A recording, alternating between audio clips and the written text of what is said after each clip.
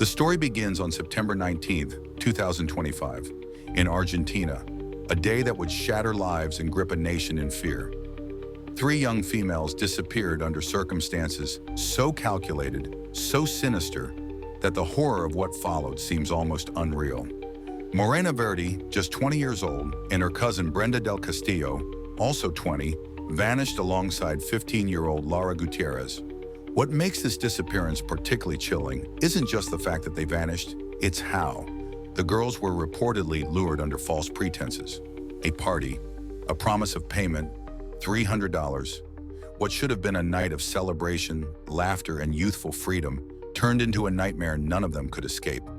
Authorities quickly connected the dots to organized crime.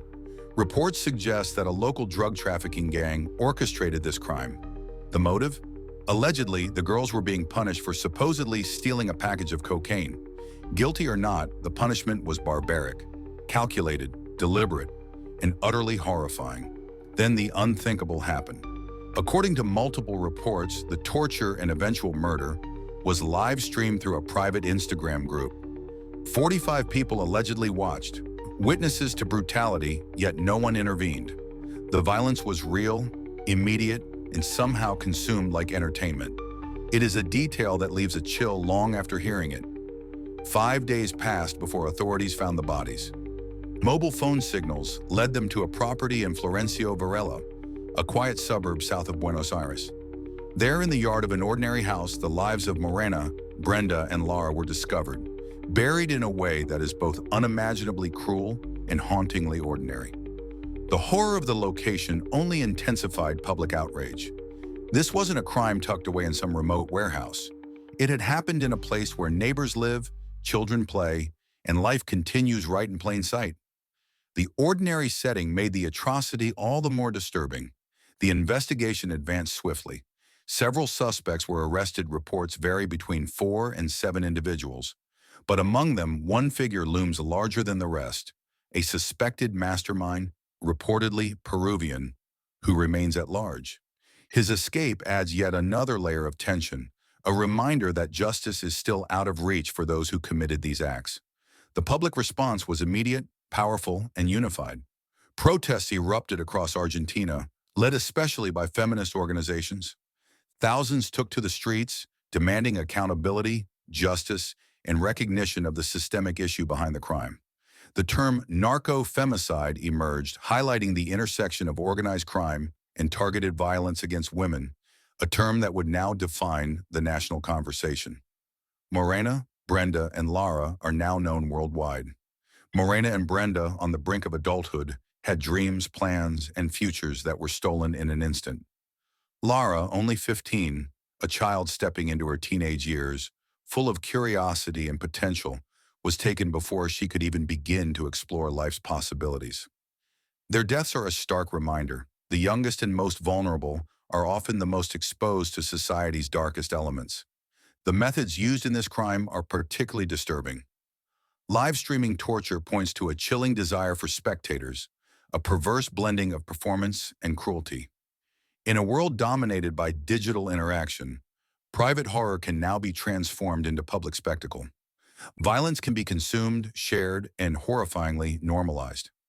Law enforcement faced enormous challenges. Tracing mobile signals, gathering witness testimony, and piecing together digital evidence required precision, patience, and expertise. Yet even with these tools, the human cost remains irreversible, and the fact that the suspected mastermind remains at large illustrates the ongoing difficulty of dismantling organized crime networks that operate across borders and in the shadows. The social implications are profound.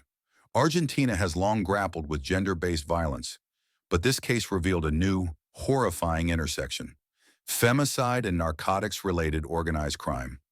Fear, outrage, and activism intensified. Protests and social media campaigns shone a light on what activists call a culture of impunity, forcing society to confront uncomfortable truths about vulnerability and justice.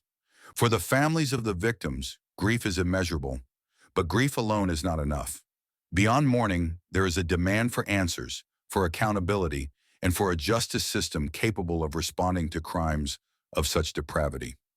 Their loss has become emblematic of a fight for justice that goes far beyond the three girls, one that seeks to protect all women from similar fates. The case has attracted global attention.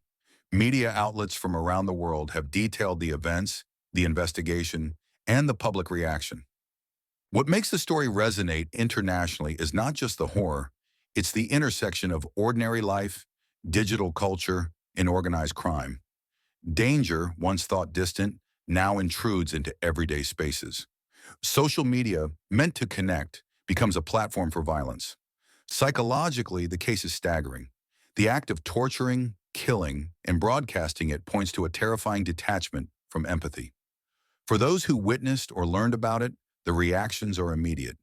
Disbelief, fear, and outrage. Brutality amplified by digital platforms challenges societal norms and confronts audiences with realities many would rather not imagine. Authorities continue their work. Leads are being tracked, suspects interrogated, and the fugitive mastermind pursued. Arrests have sent a message, yet the ongoing manhunt underscores the difficulty in dismantling criminal networks. Each day he remains free is a reminder of gaps in security and the vigilance required to protect communities from such horrors. Meanwhile, public activism grows stronger. Feminist organizations, student groups, and concerned citizens demand not only justice for Morena, Brenda, and Lara, but also systemic change to prevent future tragedies. Legal reforms, better protection mechanisms for vulnerable populations, and stricter penalties for gender-based violence have become central issues. Their outrage is fueled not only by grief, but by a hope for change, a hope that these deaths will not be in vain. The case raises uncomfortable questions about morality, society, and the structures that allow crime to thrive. How does impunity develop? How do gangs exploit vulnerability, especially that of women and children? How do digital platforms designed for connection become tools for harm? These are questions that resonate far beyond Argentina, forcing a global conversation about ethics, technology, and human responsibility. The truth remains clear. The lives of Morena, Brenda, and Lara were stolen in the most cruel and calculated ways. Their deaths serve as a stark reminder of the dangers at the intersection of organized crime, gendered violence, and digital voyeurism. Yet from this tragedy emerges a movement demanding justice, amplifying voices that refuse to remain silent, and challenging society to confront its darkest realities. This is more than just a crime story. It is a reflection of societal failings, technological perils, and the courage of those who fight against injustice. It shocks, enrages, and ultimately calls for change. The names of Morena, Brenda, and Lara will forever be linked to a movement that refuses to forget, refuses to remain silent, and refuses to let fear dictate the lives of women everywhere. The murders of September 19, 2025 are a chilling reminder. Danger can come disguised as opportunity, cruelty can be broadcast, and injustice can hide in plain sight. But they are also a rallying cry, one that demands vigilance, courage, and an unwavering commitment to protect the vulnerable, hold the guilty accountable, and prevent such horrors from ever happening again.